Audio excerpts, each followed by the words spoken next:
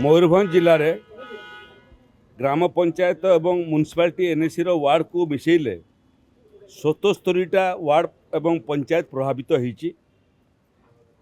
ये प्रभावित लोक मान भितर 5076 जन को विभिन्न रिलीफ सेंटर को स्थानांतरित करा जाइछि।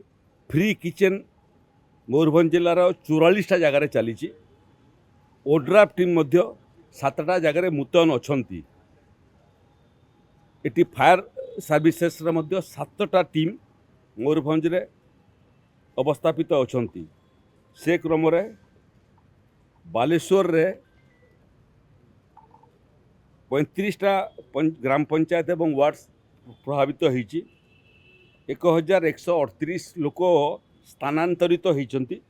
खाइबा व्यवस्था फ्री किचेन 6टा जगार खोलाई बालेश्वर रे।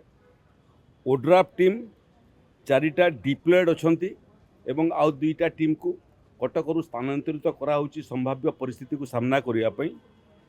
फायर सर्विसेस 8टा टीम बालेश्वर रे अवस्थापित अच्छी। ये क्रम एनडीआरएफ टीम माने उभय जिले में अवस्थापित अच्छी।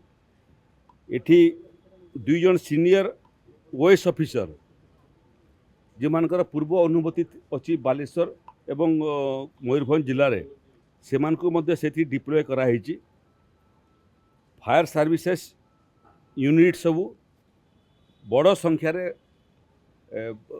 मोटर चालित डंगा ठारू आरंभ करी आधुनिक डंगा नहीं से रेस्क्यू काम अच्छी।